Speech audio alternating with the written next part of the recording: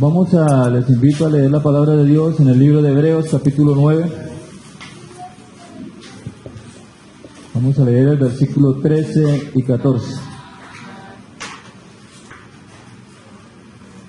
Y quiero saludarlos a todos en el nombre de Jesús y decirles que Dios es real.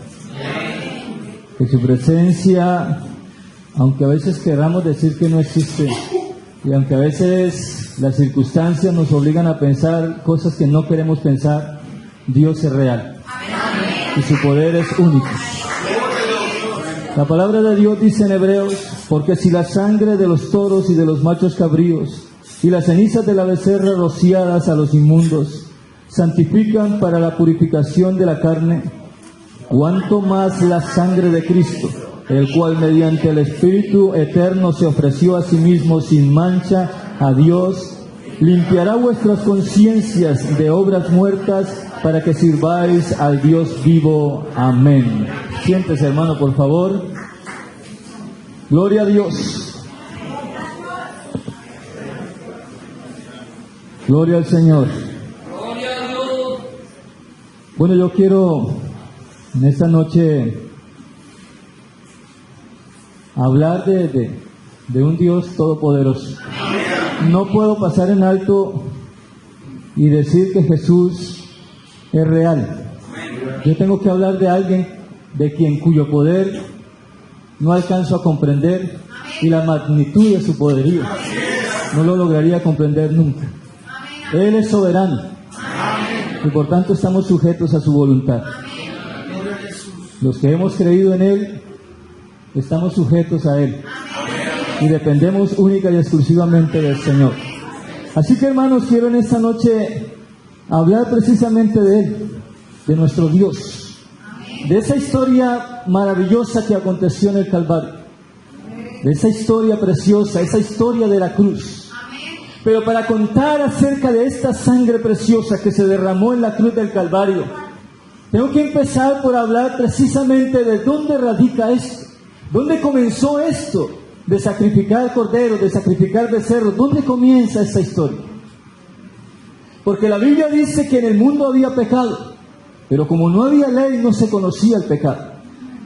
Y la ley vino para que el pueblo conociera que había pecado. Así que Dios sacó a su pueblo de la tierra de Egipto, que estaba en esclavitud.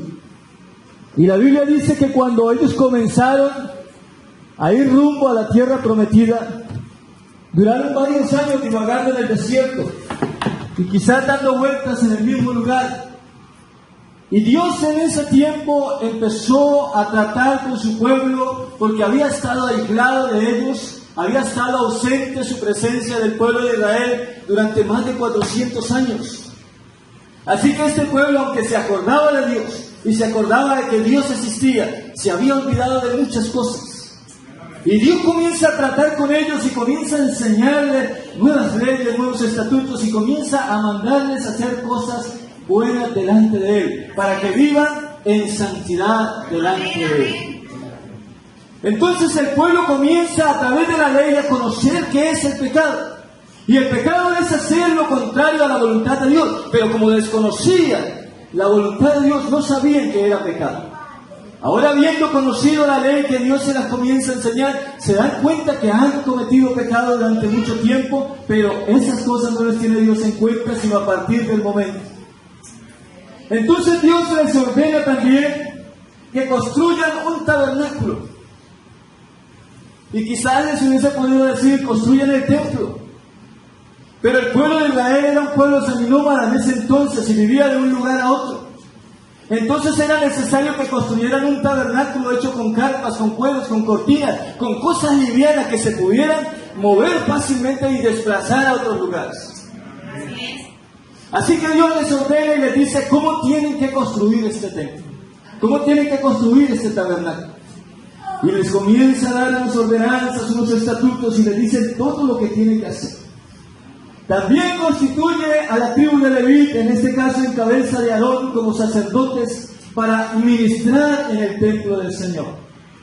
Y los sacerdotes tenían un lugar especial en el templo o en el tabernáculo. Ellos eran los encargados de presentar y de llevar a cabo los sacrificios para Dios.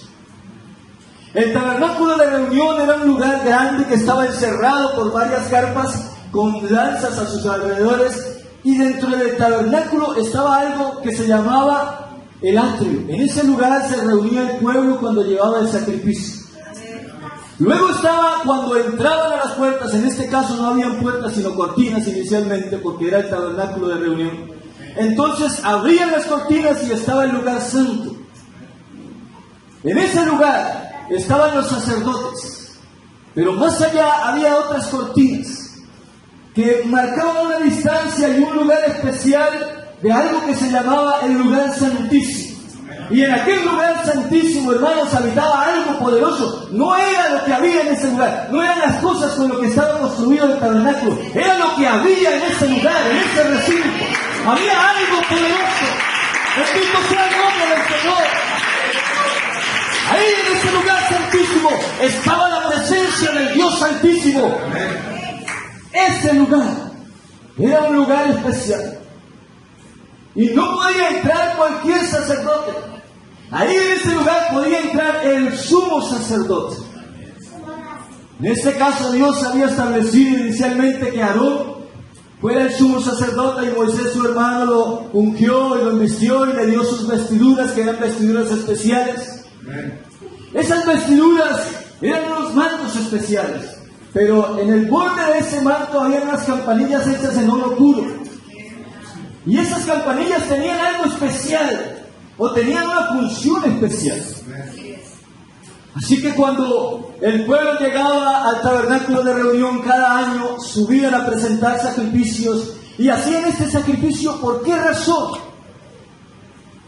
Pues cuando el hombre pecó en el Edén, el hombre irreversiblemente tenía que morir. No había esperanza para él. Pero la Biblia dice que Dios tomó 2 corderos y tomó la vida de ellos para perdonar a Adán y Eva. Entonces, esto de los sacrificios, del derramamiento de sangre para perdón de pecados, viene desde el Edén. Pero Dios comienza a constituirlo allí, en el desierto, en el tabernáculo de reunión, a través de su pueblo. Cuando ya ellos conocen su condición de pecado, entonces entienden que es necesario presentar sacrificios delante de Dios. Y tenían que llevar corderos especiales, con características especiales. No era cualquier cordero, no era cualquier ternero, no era cualquier animal, era un animal perfecto. Así lo enseñaba la ley.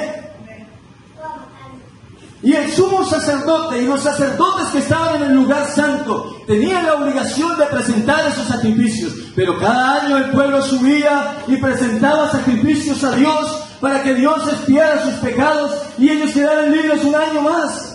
Y durante ese año ellos volvían a pecar. Y eso se volvió una costumbre y una historia entre ellos. El sumo sacerdote, para poder presentar esos sacrificios, la Biblia dice y enseña a través de la ley en el libro de Éxodo, de Números y Levítico, ahí se encuentra exactamente cómo era la función o cómo tenía que hacer este sumo sacerdote. Pues la palabra de Dios dice que no podía entrar nadie inmundo a este lugar santísimo, porque esto no era tolerable, no se permitía. Era allí la presencia de Dios en aquel lugar y no podía entrar alguien que estuviera en pecado. Así que el sumo sacerdote, aún siendo el sumo sacerdote, que era el ejemplo del pueblo, que él era el encargado de enseñar la ley, también cometía fallas. Así que era necesario que el sumo sacerdote se santificara primero. Y él presentaba sacrificios para perdón de sus pecados, para estar limpio y presentarse bien delante de Dios. Pero cuando él iba a entrar al lugar santísimo, no hacía esa entrada como si nada, como si estuviera entrando a cualquier lugar. Había temor en él, porque había algo que le preocupaba, y era que si no estaba completamente limpio, la Biblia dice que moría inmediatamente. Porque no era tolerable, hermanos. Se necesitaba que estuviera limpio, que estuviera purificado. Así que esas campanillas que estaban en el borde de su manto tenían una función especial. El pueblo estaba allí en el atrio, todos esperando con sus sacrificios. Los sacerdotes estaban en el lugar santo, listos también, porque ellos tenían la función de picar los sacrificios, de derramar la sangre, de sacar la grosura, de hacer todas las funciones, de presentar los sacrificios, de quemar la grosura en el altar. Pero todos estaban a la expectativa, esperando a ver qué pasaba, esperando a ver si Dios aceptaba el sacrificio del sacerdote, del sumo sacerdote. Y si esto pasaba así, hermanos, entonces el pueblo estaba tranquilo, porque quería decir que Dios iba a recibir su sacrificio y sus pecados iban a ser perdonados. Bendito sea el nombre del Señor.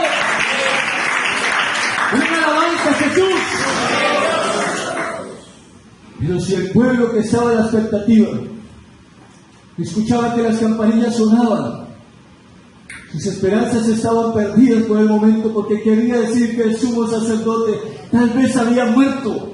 Hermano, era necesario que el hombre se santificara para poder presentar los sacrificios a Dios, pues se iba a derramar sangre inocente para perdonar los pecados de un pueblo que había fallado durante todo el año. Y esto lo hacía todos los años el pueblo de Israel. Esto acontecía en el tabernáculo de reunión. Luego ya más adelante, entonces cuando ya el pueblo de Israel se establece en la tierra prometida, tienen la oportunidad de construir a través de Salomón el templo o la casa de Dios. Esta construcción ya fue muy diferente, pero en la estructura. Pero delante de Dios estaba con las mismas características: el atrio, el lugar santo y el lugar santísimo. Estaban recubiertos de oro todas las cosas que Dios había mandado. El sacerdote usaba las mismas vestiduras. Así que las cosas no cambiaron mucho. Cambió la estructura del templo, pero la cosa seguía igual, la situación seguía igual para el pueblo de Israel, porque todos los años la historia era la misma. El pueblo subía a presentar sacrificios a Dios para perdón de sus pecados. Y la Biblia dice en Isaías capítulo 1 que ya Dios estaba cansado de esta situación. Ya no quería más esta situación de recibir sacrificios. Dice: ¿para qué me sirve, dice Jehová, la multitud de vuestros sacrificios? Hastiado estoy de holocaustos, de carneros, deseo de animales gordos. No quiero sangre de bueyes, ni de ovejas, ni de machos cabríos.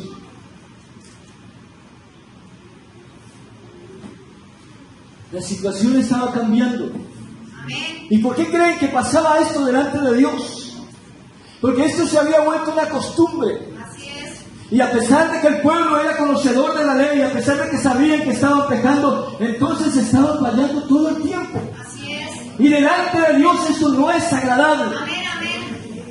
Estas cosas no funcionan, se necesita estar bien delante de Dios, pero para eso, hermano, necesitamos la ayuda de alguien poderoso, no de alguien, de una persona cualquiera, no, porque nadie puede hacer absolutamente nada. La Biblia dice: maldito el hombre que confía en otro hombre, maldito el hombre que pone su confianza en el hombre, porque no puede hacer absolutamente nada. Oh, pero el hombre bienaventurado aquel que pone su confianza en el Dios Todopoderoso, porque Él sí nos puede redimir, porque Él sí nos puede dar esperanza. Bendito sea el Señor. Isaías dice también: pero Dios tiene la solución al problema. La cosa no podía quedar así. Esto tenía que cambiar. Porque Dios siempre ha tenido un único interés en el ser humano. Es salvarnos de la ira venidera. Es darnos una esperanza de salvación. Es hacer que esta comunión que se perdió en el Edén se vuelva a recuperar. Volvamos a tener esa perfecta comunión que tenía el hombre y Dios. Porque si usted lee en el principio, eso era algo bonito. Esto era una relación bonita. Dios venía y tenía una charla, tenía conversaciones con Adán. Estaba allí con él. Adán lo podía ver, podía compartir con Dios. Las cosas eran muy diferentes. Pero la historia cambia a partir de que el hombre empieza a fallar a Dios. Pero tenemos que entender que Dios nos ama. Y su amor es incomparable. Y su amor es especial y su amor es único. Y no podemos cambiarlo por nada. Porque nadie podrá hacer absolutamente nada como lo que ha hecho el Señor con nosotros. Bendito sea el nombre de Jesús. Entonces dice el Señor a través de Isaías anunciando a su pueblo lo que habría de acontecer. Porque ya Él había preparado de antemano un cordero perfecto para presentar un único sacrificio una vez y para siempre, para que el hombre sea perdonado una vez y para siempre, hermanos. Porque no era suficiente o no era bueno estar presentando sacrificios cada año y seguir en la misma condición. No, se necesitaba un cordero perfecto, sin mancha, que pudiera redimir los pecados del hombre. Isaías dice: decid a los de corazón apocados, esforzaos, no temáis. Y aquí que vuestro Dios viene con retribución, con pago. Dios mismo vendrá y os salvará. Es Dios el que ha de venir para salvar al ser humano. Así que el cordero que estaba anunciado era el mismo Dios que se había de manifestar en carne para salvar a la raza humana. ¡Gloria al Señor! Ezequiel también lo dice en el capítulo 34, capítulo 35, perdón, capítulo 30, versículo 4. Dice la palabra del Señor: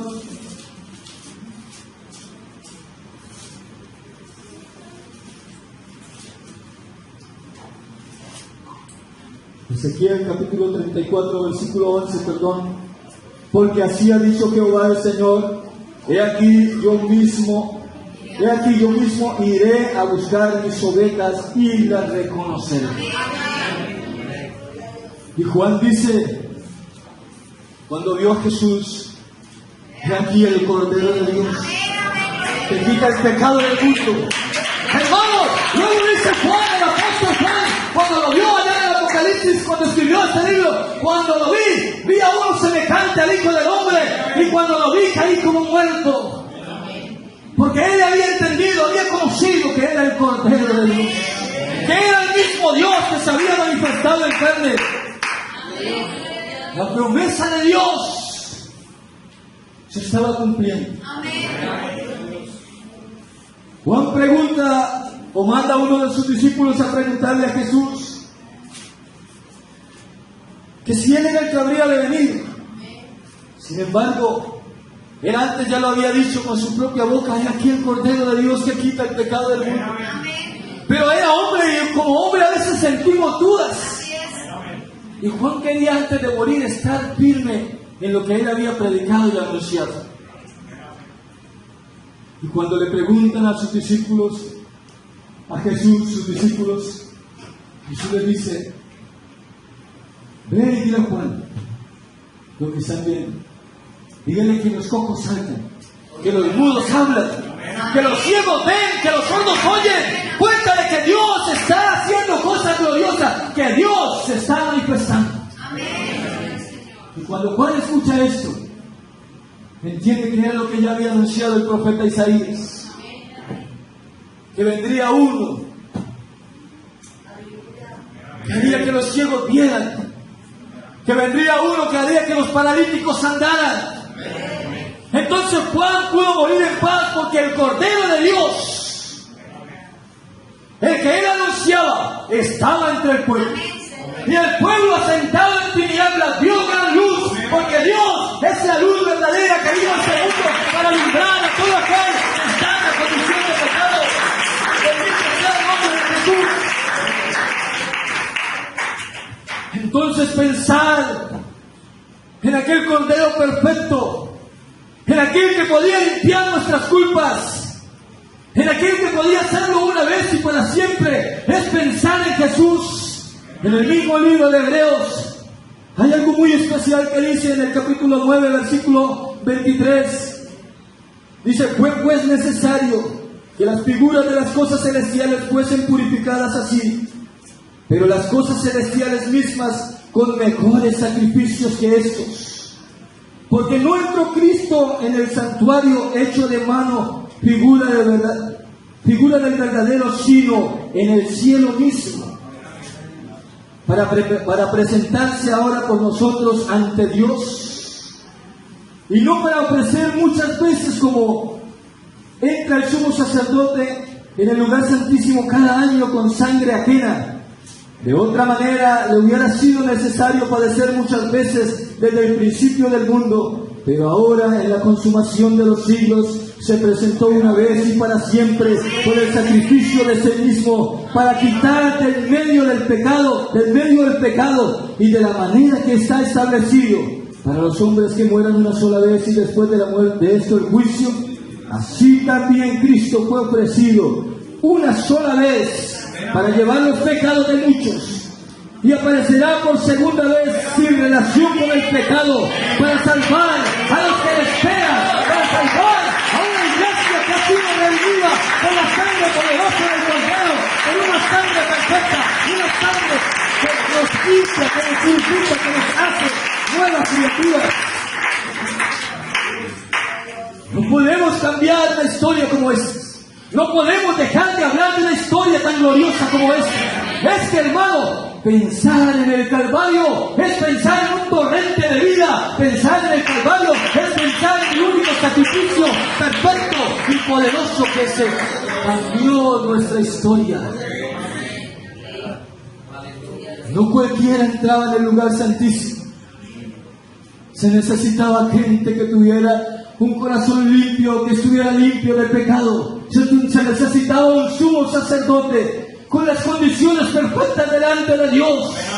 Y ese sumo sacerdote, hermanos, se manifestó en carne y predicó a la gente y anunció su poder y anunció su palabra. Y él mismo, la palabra de Dios dice en Isaías, que como cordero fue llevado al matadero, enmudeció y no abrió su boca. Él mismo fue el Calvario por nosotros. Es que la historia del Calvario tiene que acontecer, tiene que hacer que sucedan cosas especiales en nuestros corazones, hermanos. No se puede pasar en alto una historia como esta. No se puede pasar en alto un sacrificio tan glorioso como esto. Porque es que el Calvario, a través del Calvario, es que la historia comienza a cambiar para el hombre. Jesús, cuando comienza su ministerio, dice: arrepentidos porque el reino de los cielos se ha acercado. Comienza a preparar el camino después de Juan. Comienza a anunciar lo que va a acontecer. Pero cuando ya las cosas comienzan a suceder, cuando ya está llegando la hora para que se lleve a cabo ese maravilloso sacrificio, ese poderoso sacrificio, hermanos, entonces comienza a pasar algo glorioso en la tierra. La Biblia dice que cuando Cristo murió en la cruz del Calvario, el velo del templo, ese velo que interrumpía el paso entre el lugar santo y el santísimo, fue abierto en dos, dando a entender así que nosotros ahora, usted y yo, que hemos sido redimidos por la sangre del Cordero, podemos entrar libremente ante el trono celestial y adorar y amar al Dios Todopoderoso. Bendito sea el nombre de Jesús. Así que no hay excusa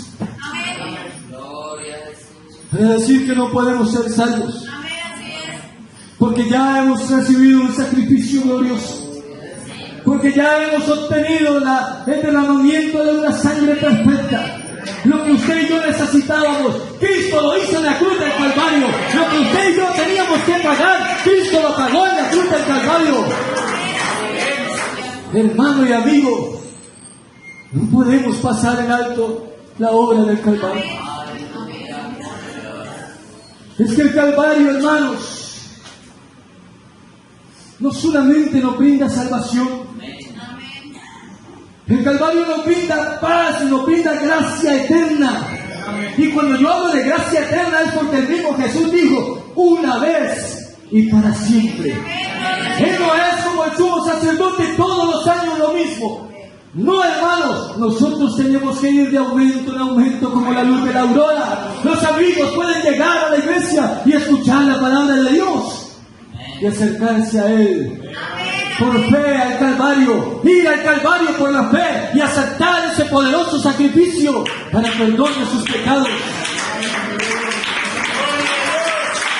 La Biblia dice que Él genera en nosotros gracia eterna.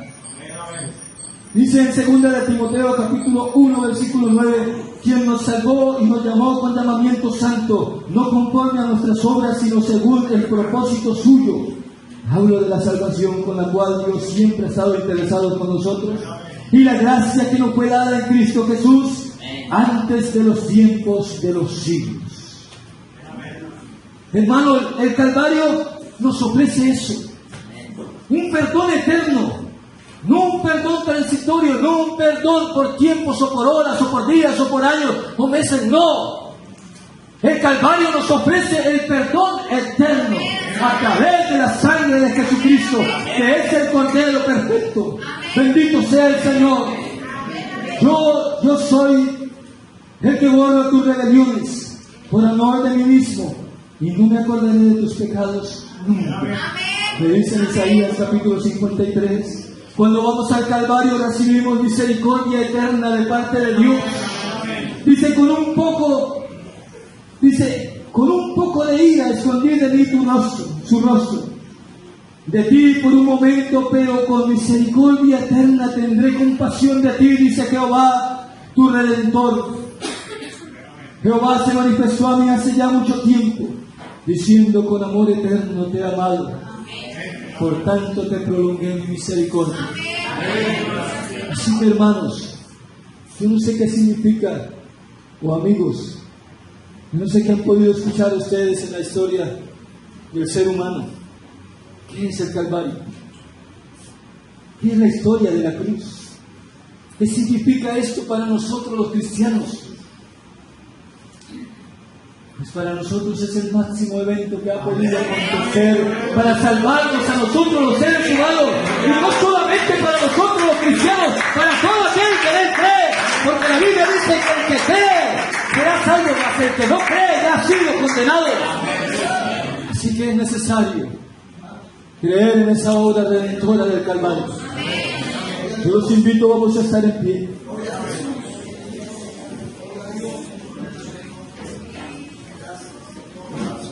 Hermano,